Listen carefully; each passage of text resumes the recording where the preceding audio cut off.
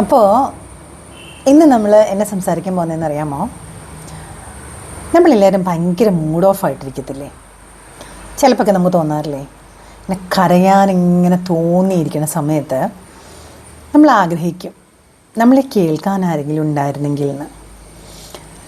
അപ്പോഴത്തെ നമ്മുടെ മാനസികാവസ്ഥയിൽ നമുക്ക് നമ്മുടെ സങ്കടങ്ങളൊക്കെ പറഞ്ഞ് ഒന്ന് ആശ്വാസം കണ്ടെത്തിയാൽ നമ്മൾ ഓക്കെ ആവും എന്നാണ് വിശ്വാസം. പക്ഷെ പലപ്പോഴും നമ്മൾ ഈ മൂഡ് ഓഫ് ആയിട്ടിരിക്കുന്ന സമയത്ത് ചില സുഹൃത്തുക്കളിൽ ആശ്രയം കണ്ടെത്തി കഴിയുമ്പോൾ അത് കഴിഞ്ഞ് നമ്മൾ ഓക്കെ ആയി ആ ഒരു ഘട്ടം അങ്ങ് കഴിഞ്ഞ് കഴിയുമ്പം ഇതേ സുഹൃത്തുക്കൾ നമ്മൾ അവരോട് അത്രമേൽ വിശ്വസിച്ച് പറഞ്ഞ കാര്യങ്ങൾ വേറെ പലരോടും പറഞ്ഞ് നമുക്ക് തന്നെ നമ്മളെ കളിയാക്കുന്ന രീതിയിലാവുന്നത്. അങ്ങനെ ഒരു അനുഭവം എല്ലാവർക്കും തന്നെ ഉണ്ടായിട്ടുണ്ടാവാം. അപ്പോൾ ഞാൻ ആലോചിക്കൊരു കാര്യമുള്ളൂ, അങ്ങനെ തോന്നുന്ന സമയത്ത് ആ പർട്ടിക്കുലർ ടൈമാണേ, ആ പർട്ടിക്കുലർ ടൈമിൽ നമുക്ക് ചെയ്യാൻ പറ്റുന്നൊരു ഓൾട്ടർനേറ്റീവാണ് ഞാൻ പറയുന്നത്. ഞാൻ പരീക്ഷിച്ച് വിജയിച്ചൊരു സംഭവമാണ്. അങ്ങനെ സങ്കടമുള്ള സമയത്ത് ആരോടും പറയാൻ നിൽക്കണ്ടെന്നേ. കാരണം ഞാൻ ഉൾപ്പെടെ ഉള്ള ഒരാൾക്കാർക്ക് എപ്പോഴും ഹാപ്പി ന്യൂസസ് കേൾക്കാനല്ലേ താല്പര്യം. നമ്മൾ സന്തോഷം നിറഞ്ഞ മൊമെൻറ്റ്സ്, കുറേ ചിരിക്കാൻ, കുറേ സന്തോഷിക്കാൻ, എപ്പോഴും സന്തോഷം നിറഞ്ഞ ആൾക്കാരുമായി കൂടുകൂട്ടാനാണ് എല്ലാവർക്കും ഇഷ്ടം.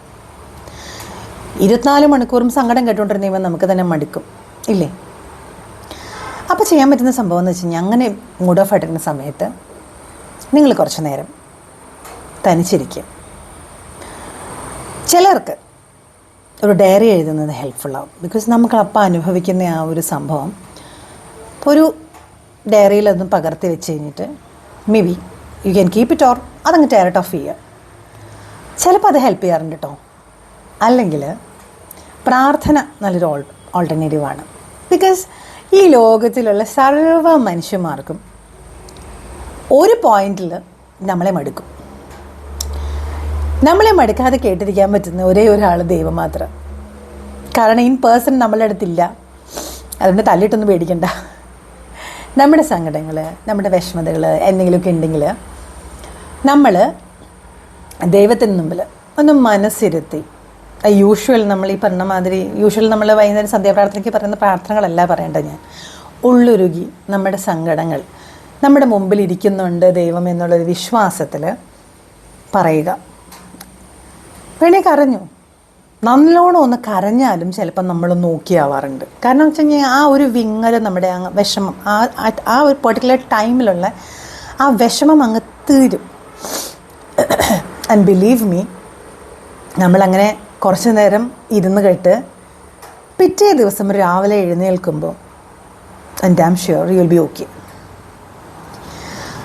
അതൊന്ന് പരീക്ഷിച്ച് നോക്കിയിട്ട് പറയണം കേട്ടോ, ഹെൽപ്ഫുള്ളായോ ഇല്ലയോ എന്ന്. എനിക്കത് ഹെൽപ്ഫുള്ളായി. അപ്പോൾ അതുകൊണ്ട് ഇപ്പം സങ്കടം വന്നാലും എനിക്ക് ആരും ഡിപ്പെൻഡ് ചെയ്യേണ്ട കാര്യമില്ല. കാരണം I have my own way of resolving it. അപ്പോൾ നിങ്ങളും അങ്ങനെ ചെയ്തു നോക്ക്. മൂന്നാമതൊരാളെ എപ്പോഴും നമുക്ക് നമ്മുടെ സന്തോഷം നിറഞ്ഞ മൊമെൻറ്റ്സ് കാണിക്കാം. മൂഡ് ഓഫ് ആയിരിക്കുന്ന സമയത്ത് അവരോട് പറയാം നമ്മുടെ മൂഡ് അത്ര ശരിയല്ല, വിൽ ടേക്ക് എ ബ്രേക്ക്, കുറച്ച് കഴിഞ്ഞ് നമുക്ക് സംസാരിക്കാം. ആൻഡ് കം ബാക്ക് കൂടുതൽ മനക്കരുത്തോടു കൂടി, സന്തോഷത്തോടു കൂടി, ചുറ്റുമുള്ളവരെ കേൾക്കാനുള്ളൊരു മനസ്സുമായിട്ട്, സ്നേഹമായിട്ട് ഒന്ന് പുഞ്ചിരിച്ച് and be happy and keep charming always. Have a nice and beautiful day. Bye.